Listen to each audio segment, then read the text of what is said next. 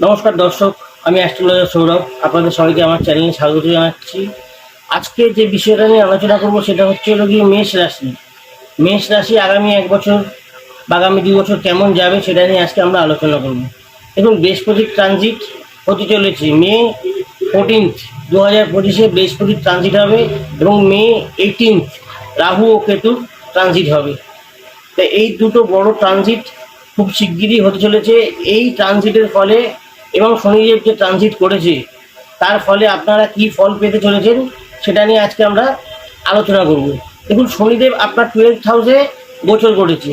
12th হাউসে Shanidev mix result দেয়, কিন্তু আপনার বার্থ চার্টে শনিদেবের পজিশন যদি ভালো থাকে, 1 অথবা 8 এই দুটো ঘরে না থাকে, মানে লগ্নে অথবা অষ্টমে যদি না থাকে, তাহলে কিন্তু আপনি খুব খারাপ রেজাল্ট পাবেন না। আপনার খরচার একটা দিক দেখা যাচ্ছে, যেখানে একটা খরচা তৈরি হওয়ার যোগ তৈরি হচ্ছে। যেহেতু 12th হাউসে এসছে শনিদেব, 12th হাউসে কিন্তু খরচা দেয় এবং আজে বাজে খরচা, মানে যে খরচাটা আপনার হয়তো দরকার নেই সেই খরচাটাও দেওয়ার যোগ তৈরি করছে। কিন্তু বৃহস্পতি বুধের ঘরে গোচর করছে মে মাসের 14 তারিখে। এই বুধের ঘরে যে গোচর করছে, বুধ হলো ইন্টেলেক্টের ঘর, কমিউনিকেশনের ঘর, বিজনেসের ঘর। এই বিজনেসের ঘরে যে যখন বৃহস্পতি গোচর করবে, আপনার কিন্তু মানে কথাবার্তা, কমিউনিকেশন কিন্তু অনেক ভালো হয়ে যাবে এবং সেলসের দিকে দারুণ আপনি সাপোর্ট পাবেন। মানে সেলসের যারা কাজকর্ম করেন, অনলাইনে যারা কাজকর্ম করেন, তাদের কিন্তু সাপোর্ট অনেক বেশি পাবেন যখন বৃহস্পতির গোচর হবে। এবং তার সাথে সাথে এই বৃহস্পতি আপনাদের মানে এগিয়ে যেতে সাহায্য করবে কীভাবে। যেমন হচ্ছে গিয়ে বৃহস্পতি আপনার 7th হাউসে দৃষ্টি দেবে। এই 7th হাউসে দৃষ্টি দেওয়ার কারণে আপনার বিজনেসে উন্নতি, আপনার ব্যবসায় উন্নতি দেখা দেবে, আপনার পার্টনারশিপ বিজনেসে উন্নতি দেখা দেবে, আপনার ওয়াইফের সাথে সম্পর্কে বা স্বামীর সাথে সম্পর্ক উন্নতি দেখা হবে, উন্নতি দেখা দেবে। তার সাথে সাথে হচ্ছে 7th হাউস থেকে আমরা এই বিবাহিত জীবন বা বিবাহ হওয়ার যোগ, এইগুলো যোগ তৈরি করবে। এই 3rd হাউস থেকে ডাইরেক্ট 7th হাউসে দৃষ্টি দেওয়াতে বিবাহের যোগ তৈরি করবে। যাদের বিবাহ হচ্ছে না তাদের কিন্তু বিবাহের যোগ তৈরি করবে, যেহেতু বৃহস্পতি 3rd হাউস থেকে 7th হাউসে ডাইরেক্ট দৃষ্টি দিচ্ছে। এবং তার সাথে সাথে বৃহস্পতি আপনার ভাগ্যের ঘরেও দৃষ্টি দিচ্ছে। আপনাদের কিন্তু তীর্থযাত্রা বা ভগবানের দর্শন করতে যে যাত্রা করা হয়, সেই যাত্রা হওয়ার যোগ তৈরি হচ্ছে। তার সাথে সাথে পিতার সাথে সম্পর্ক উন্নতি যোগ তৈরি হচ্ছে। তার সাথে সাথে ভাগ্যে উন্নতির যোগ তৈরি হচ্ছে, যেহেতু 9th হাউসে দৃষ্টি দিচ্ছে। এবং তার সাথে সাথে যারা পড়াশোনা করেন তাদের হায়ার স্টাডিজে কিন্তু একটা ভালো সুযোগ তৈরি করে দেবে। যারা মেষ রাশির জাতক ও জাতিকা, তাদের কিন্তু হায়ার স্টাডিজে উন্নতি হওয়ার যোগ তৈরি করছে। তার সাথে সাথে বৃহস্পতিদেব আপনার 11th হাউসে দৃষ্টি দিচ্ছে। 11th হাউস হচ্ছে আপনার ফুলফিলমেন্ট অফ ডিজায়ার্সের ঘর, মানে আপনার যে ইচ্ছা পূর্তির ঘর। সেই ঘরে আপনার দৃষ্টি দেওয়াতে আপনার যা মনে ইচ্ছা আছে সেগুলো পূর্তি হবে এবং সেগুলো পূরণ হওয়ার একটা প্রয়াস বৃহস্পতি কিন্তু করবে। এবার অন্য অন্য গ্রহগুলোর প্লেসমেন্টও কিন্তু দেখতে হবে। যেমন রাহু আপনার কিন্তু পাইসেস থেকে অ্যাকোয়ারিয়াসে ট্রানজিট করবে, মানে মীন থেকে কুম্ভতে। এবার কুম্ভতে যে ট্রানজিট করবে, রাহু কিন্তু 11th হাউসে দারুণ ফল দেয়। Rahu 11th house, 10th house এই ঘরগুলোতে মারাত্মক ফল দেয়। এখন আপনার কিন্তু রাহু পরপর 1.5-3 বছর কিন্তু আপনার সাপোর্টেই থাকবে।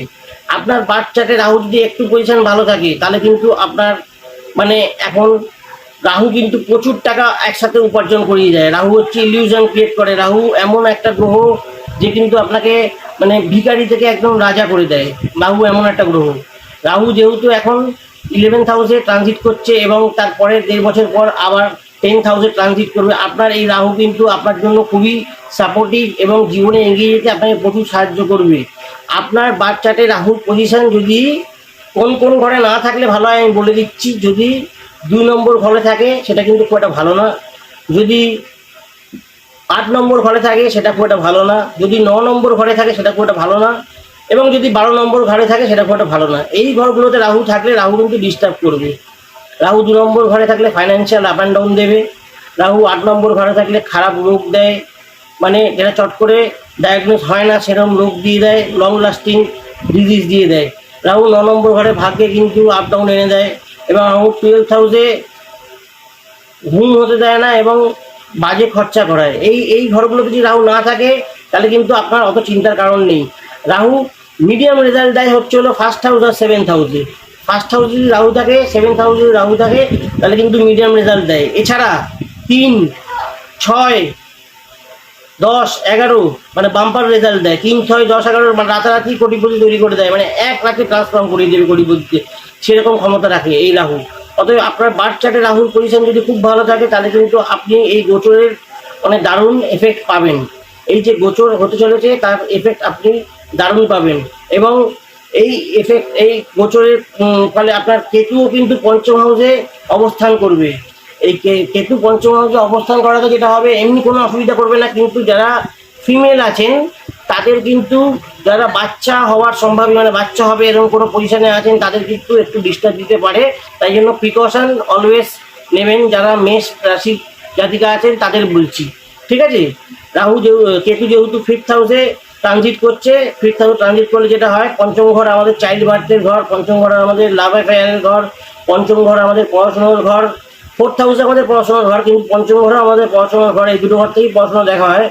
তাই জন্য বলছি এই 5th হাউসে পড়াশোনাতে কোনো ডিস্টারবেন্স দেবে না, লাভ অ্যাফেয়ারে কোনো সেরকম ডিস্টারবেন্স দেবে না, তবে চাইল্ড বার্থে কিন্তু ডিস্টারবেন্স দেবে।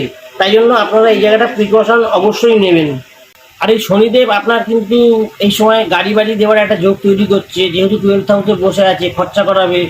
একটা 4th হাউসের সাথে লিঙ্ক যেভাবে হচ্ছে, ভৃগু নান্তি নারী অনুযায়ী 4th হাউসের সাথে লিঙ্ক হচ্ছে, আপনার কিন্তু গাড়ি বাড়ির একটা যোগ তৈরি হচ্ছে।